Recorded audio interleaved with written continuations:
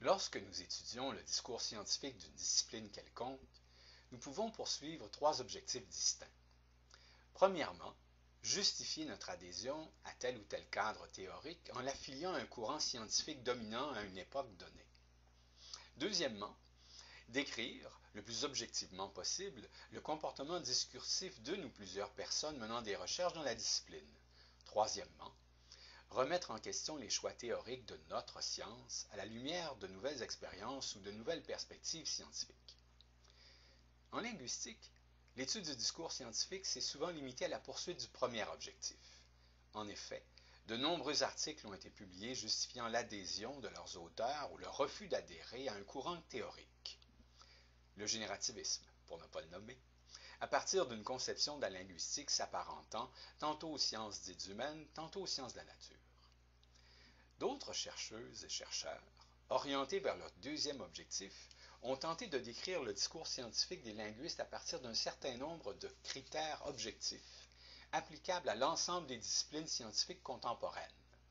Pour ma part, m'appuyant sur une synthèse des travaux de Thomas Kuhn, de Karl Popper et de Gaston Bachelard, j'ai élaboré un modèle du discours scientifique articulé en 10 paramètres, regroupés autour de 4 axes.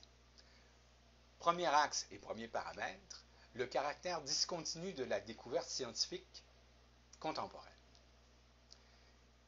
Deuxième axe, l'articulation de la recherche scientifique autour de consensus portant sur 5 paramètres.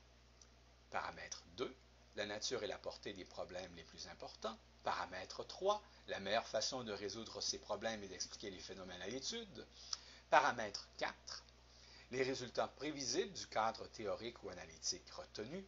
Paramètre 5, les données susceptibles de falsifier l'analyse ou la théorie. Et paramètre 6, les généralisations symboliques à employer dans le cadre de la recherche.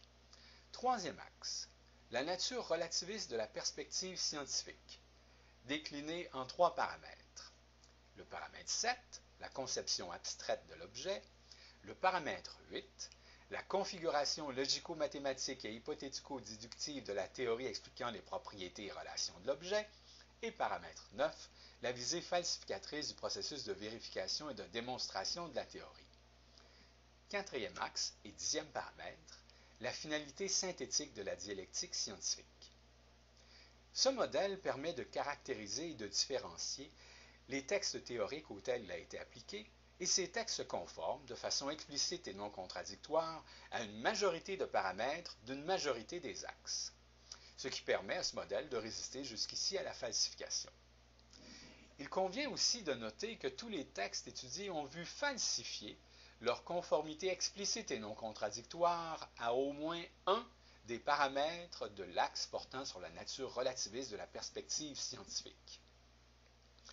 De ce que nous connaissons de l'ensemble des discours scientifiques contemporains, postérieurs à la relativité restreinte ou générale, nous pouvons poser que l'activité théorique des linguistes est observable et descriptible, selon des critères communs à l'ensemble de l'activité scientifique. Le discours scientifique, comme toute activité créatrice humaine, n'obéit pas de façon linéaire, tautologique et homogène à un modèle, aussi pertinent et explicatif soit-il. Pour ce qui est du troisième objectif, j'utiliserai des exemples relativement pratiques de la linguistique du français pour illustrer, peut-être aux grandes dames des saussuriens et des chomskystes, l'avantage d'une approche non linéaire, mais à la recherche d'invariance d'échelle.